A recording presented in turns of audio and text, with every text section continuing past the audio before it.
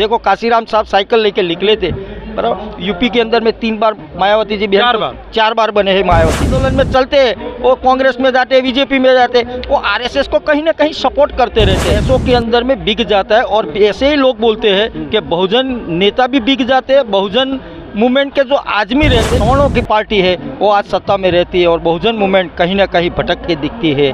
और गुजरात के अंदर में आज भी कौन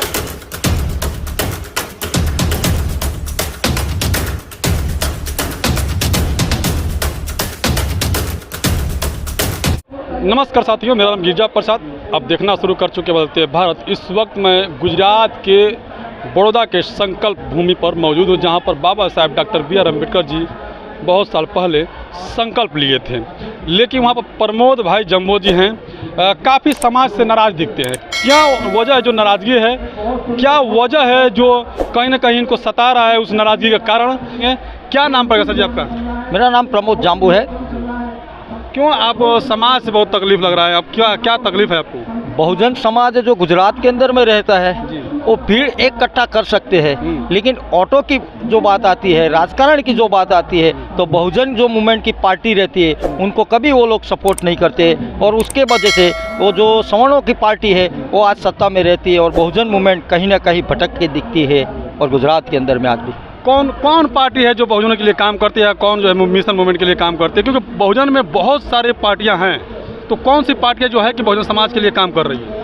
आज में देखे जाएंगे तो बहन जी एक मायावती जी की पार्टी है, गुजरात के अंदर में भी उनकी अच्छी सारी पहचान बना के रखी है। और बाकी में बीएसपी आई है, अभी भीम आर्मी की जो भी पार्टी बनी है, आज़ाद समाज पार्टी भी बनी हुई है। और जो भी पार्टी बनती है गुजरात के अंदर में अभी 2 ही विकल्प चलते हैं, एक बीआरएसपी का चलता है, एक बहुजन पार्टी का चलता है। लेकिन जो बहुजन आंदोलन है वो कहीं ना कहीं जो बहुजन आंदोलन के जो वजह से जो वोट डाइवर्ट होना चाहिए, वो वोट आज भी वीएसपी को भी इतना नहीं मिलता है, नहीं बीआरएसपी को मिलता है। अगर वजह क्या? क्योंकि आप लोग जितना संगठन बनाते हैं उतना पार्टियां बनती है, फिर आप कैसे एक प्लेटफॉर्म पर लाएंगे लोगों को?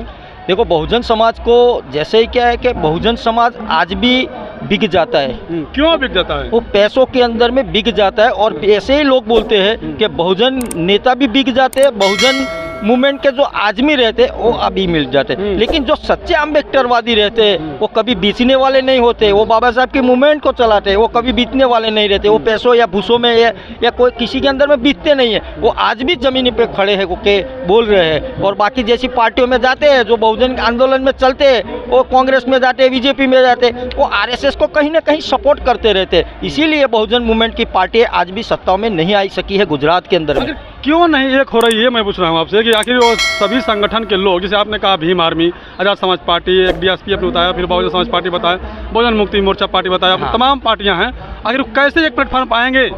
देखो इसको सब लोग नेता है जो अपने बहुजन आंदोलन के जो विचारधारा है वो बाबा साहब की उनके पास विचाराम है और काशीराम साहब की और ज्योतिबा फुले की विचारधारा से चल रहे हैं। और इन लोगों को भी सोचना चाहिए कि इस वजह से जो अपने को वोट का जो डाइवर्जन होता है, जो एक प्लेटफॉर्म पर आ जाएंगी बहुजन तमाम पार्टी एक साथ में खड़े होकर लड़ेंगी, तो ये दो पार्टी के सामने एक बहुजन आंदोलन की पार्टी और बीआरएसपी जैसी या कोई भी पार्टी खड़ी होगी तो एक आदमी अपना अचूक इसमें विधायक बन के जाएगा।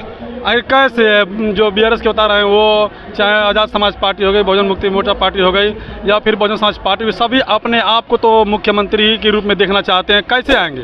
देखो हर एक व्यक्ति का एक सपना होता है, मैं मुख्यमंत्री बन जाऊं, मैं बड़ा प्रधान बन जाऊं, लेकिन ऐसा हो नहीं सकता है। त्याग पत्र किसी के अंदर नहीं है, फिर है त्याग नहीं है किसी के अंदर? नहीं, त्याग सब करते हैं, लेकिन जो मैंने बोला है कि एक प्लेटफॉर्म पे लड़ेंगे। अभी देखो 5 बहुजन आंदोलन की पार्टियां 5 ही एक ही साथ में खड़ी रहेगी तो उसका वोट डाइवर्जन होता है। तो इसी वजह से एक ही उम्मीदवार खड़ा रहेगा तो अचूक अपने को इधर कैसे एक उम्मीदवार कैसे खड़ा करेंगे, उसी को तो बात कर रहा हूँ मैं। तो इसीलिए तो हम बोल रहे हैं कि ये जो भीड़ इकट्ठी कर सकते हैं अपन लोग, लेकिन जैसे वोट के अंदर में इकट्ठा करेंगे जिस दिन उस बहुजन में विधानसभाओं में और पार्लियामेंटों में अचूक अपने एक आदमी जाएंगे। वो दोनों पार्टी जितने भी बड़े नेता बने हैं वो नेता लोगों को क्या है कि कहीं ना कहीं कोई पार्टी के इशारों पे काम करते हैं। इसीलिए बहुजन आंदोलनों को और बहुजन पार्टियों को भी तोड़ने का काम किया। देखो काशीराम साहब साइकिल लेके निकले थे, बराबर। यूपी के अंदर में 3 बार मायावती जी 4 बार बने हैं मायावती जी। तो ऐसे देखो गुजरात के अंदर में आज भी देखो एक धारासभ्य भी यहाँ पर नहीं जीत सकता है। ऐसी परिस्थिति है। अनामत सीट मिलती है, रिजर्वेशन सीट मिलती है, बाबा साहब की मेहर से मिलती है,